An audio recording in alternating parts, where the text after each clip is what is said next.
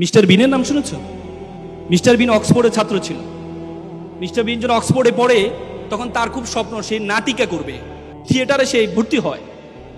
থিয়েটারে ভর্তি হওয়ার পর থিয়েটার তাকে একটা ডায়লগ দেয়, সে ডায়লগটা বলতে পারে না। তো তারা বলে তুমি যদি ডায়লগ না বলতে পারো তাহলে তুমি কি নাটক করবা? তাকে বের করে দেয়।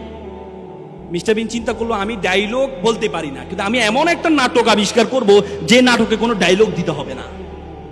3 বছরের মাথায় মিস্টার বিন এমন একটি মুখ অভিনয় আবিষ্কার করলেন, পুরো বিশ্বরে এত আলোড়ন তৈরি হয়েছে, পরবর্তী অক্সফোর্ড থিয়েটার তাকে নিয়ে পুরস্কৃত করেছে। এরপর তুমি বলো তোমাকে অনর্থক সৃষ্টি করেছে আল্লাহ? আল্লাহ তোমাকে অনর্থক সৃষ্টি করেছে? আল্লাহ তোমাকে অনর্থক সৃষ্টি করেনি। তুমি একটু কালো হলে মন খারাপ করো, হ্যাঁ আমি কালো, আমাকে কেন আল্লাহ অনর্থক সৃষ্টি করেছে? মন খারাপ করো না, করো না। আল্লাহ বলছে you are the noblest nation, you are the best nation, তুমি সেরা জাতি। এই বিশ্ব জগতে যা আছে আমি সবকিছু তোমার জন্য সৃষ্টি করেছি।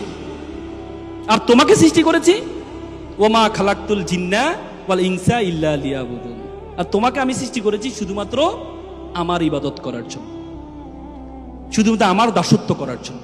আর বিশ্ব জগতে যা আছে সবকিছু সৃষ্টি করেছি শুধু তোমার দাসত্ব করার জন্য, আর তুমি শুধু করবে আমার দাসত্ব। ধারণা আছে? তার মানে তুমি মনে করো, আমি মনে করো আমরা অযথা আল্লাহ তাআলা আমাদেরকে তৈরি করেছে, অযথা।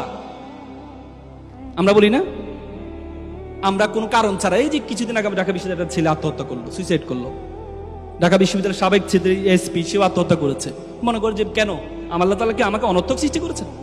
আল্লাহ তাআলা কোন ওয়ামা খালাকনাস সামা ওয়াল আরদা ওয়ামা বাইনাহুমা বাতিলান, আমি আসমান এবং জমিনে যা কিছু সৃষ্টি করেছি কোনো কিছু অনর্থক সৃষ্টি করিনি। তোমাকে আল্লাহ তাআলা অনর্থক সৃষ্টি করেনি। তোমাকে এমন একটি কাজের জন্য আল্লাহ তাআলা সৃষ্টি করেছে, সে কাজ পর্যন্ত তুমি যেতে পারো নাই বলেই তুমি মনে করো আল্লাহ তাআলা তোমাকে অনর্থক সৃষ্টি করেছে। একটা ছেলে প্লে বয়, খুব সুন্দর, সব সময় মেয়েরা তার পিছনে ঘুরে। তো পড়াশোনা তো আর করে নাই, সবসময় প্লে বয় ছিল, পড়াশোনা তো আর করে নাই।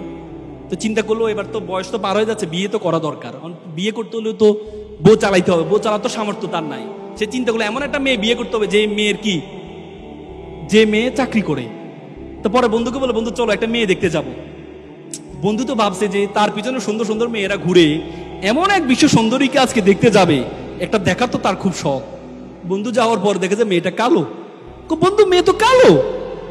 যা বেটা, নদীর জল ঘোলা ভালো, জাতের মেয়ে কালো ভালো। বন্ধু একটু পর বন্ধু তো টেডা। যা বেটা, এটা লক্ষ্মী টেডা।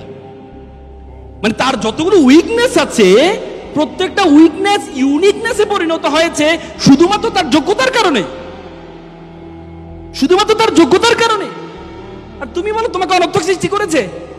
তুমি মনে করো সুন্দরের সুন্দর আল্লাহ মিলিয়ে দেন না, আল্লাহ যোগ্যতা সুন্দর দুইটাই মিলায় নাকি? কোরআনে বলছে আত-তাইয়্যিবাতুল লিত-তাইয়্যিবাল খাবিসাতুল লিল-খাবিসা। আল্লাহ কোরআনে বলছে যে আমি ভালোর জন্য ভালো রাখি আর খারাপের জন্য খারাপ রাখি। বুঝো না? শুধু সুন্দর দেখলে তোমরা মনে করো সুন্দর মানে অনেক কিছু না। সক্রেটিস একটা চমৎকার কথা, beauty can not escape of calamity.